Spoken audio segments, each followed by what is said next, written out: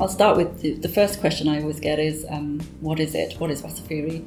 Just as you've asked, actually. And the answer is it's a Swahili word and it means traveller. So the idea is that you travel the world through the word, and it offers a great way, a cultural kind of, a cross-cultural dialogue. And it was set up in 1984 by the founder, who previous to this project had campaigned for more international writing and writing by minority writers in the UK to be on the school curriculums, because at the time there was very little of it. And through that, they saw that there wasn't enough of the work being published, and then if it was being published, it wasn't being reviewed and not really placed in bookshops as much or in the libraries. So that was the real campaign they had. And because that wasn't happening, they decided to publish their own publication on a shoestring way back in 1984. And from that, it's now we'll be celebrating our 100th issue next year, which is a fantastic achievement in itself. It's 35 years old and still going very strong. We have, it's morphed in the years that we've had it. We now have an art feature, we have interviews, we have a fantastic website, so it's all grown, and it's been an organic sort of growth, and there have been challenging times, and politically it always has remained relevant and current. And through its writing, we provoke and we push for and challenge the reader, and the writers have always developed and delivered to a really good standard. And we're also an academic journal. We are, we're based at Queen Mary's, University of London. So everything is peer reviewed. We don't know who the writer is when it's submitted. We do know when it's submitted, but once it's sent to the readers, it's read blind. So we don't know if you're Salman Rushdie or, somebody who's writing for the first time. We will only publish your work through the quality. And I think that's a great leveller, especially in this field. We publish 4 magazines a year. 2 of them are guest edited. So we ask academics or writers to send in a proposal. Sometimes people will approach us and say, we'd like to do an issue on, and then we'll say, okay, can you write a full proposal? Tell us who's going to be included and general gist of your, the content. And that's what happened with this issue. So Florian Stotler and Jeff Mather, they both proposed this issue on Hong Kong writing, and it came about, I think obviously they were thinking about the 20th anniversary since the handover from Britain. And it just felt like this was a good time to feature, Hong Kong writing and bring it to a more international sort of platform and people to engage with that. And even in Britain, that happened 20 years ago, and largely sort of Hong Kong's been forgotten.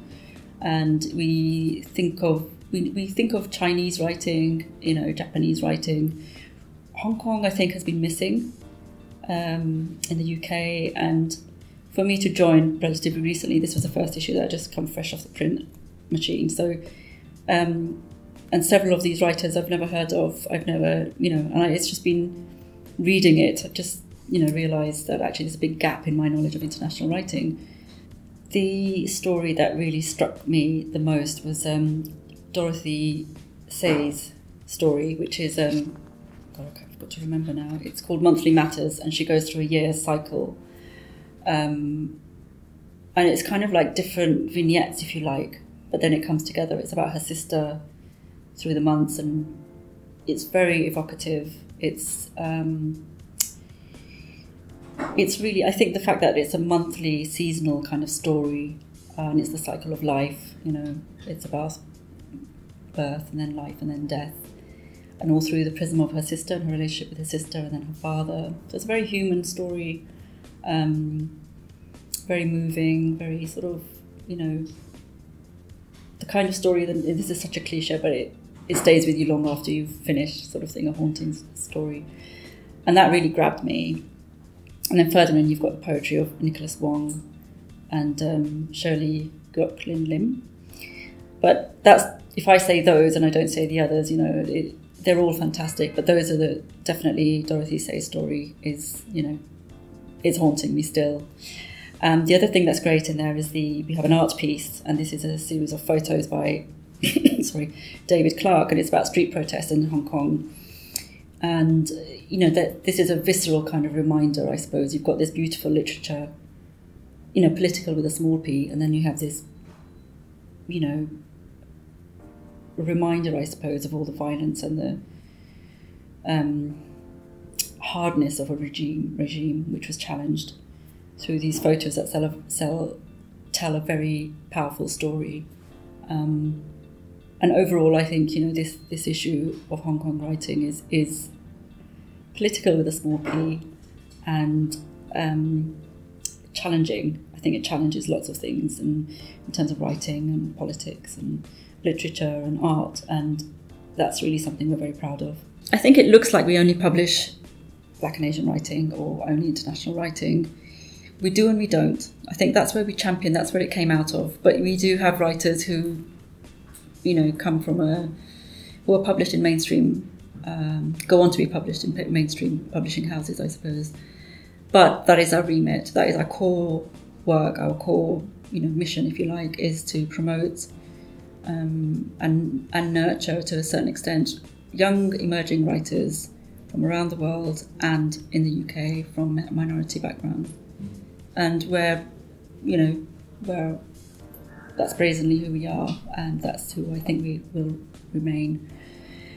It does feel again like you said, we're ghettoizing ourselves even. But I think where we started from, the position that we were in politically at that time, when a lot of this writing was not being championed, Black and Asian writers were just Black and Asian writers. There's no market for it. No one reads those books. From there to get where we are, Wasafiri's had a good influence in that. We've published some great names before they became famous,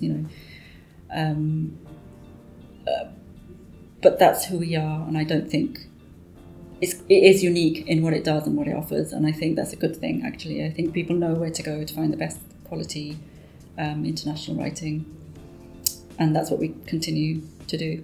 So you would log onto our website and you would submit your work there, and you submit two of the same document, one with your name on and one without your name, and the one without your name gets sent to 3 readers randomly, and they decide, or they send in their notes and comments to say this is publishable or publishable with some changes, and we give very thorough feedback to writers whose work we think potentially is publishable but with a bit of work. So that's a quite nice, for me that's the best part of my job. I get to work directly with the writer and help them develop the story. And then we schedule it to be published in a future issue of Wasafiri. Increasingly, we find that obviously with online publishing that goes on, we've launched a new website, and we also publish writing on the website. It also means that we can publish things faster, because these they're sent to print, or files are sent to the publisher 6 months in advance. So it's very difficult to publish things that are kind of more current. www.wasafiri.org, and you can buy copies on our website. But you can also, on our website, find links to subscribe. You can have an online or print subscription. So both options are available. Thank you very much for speaking to me today. Thank you for having me.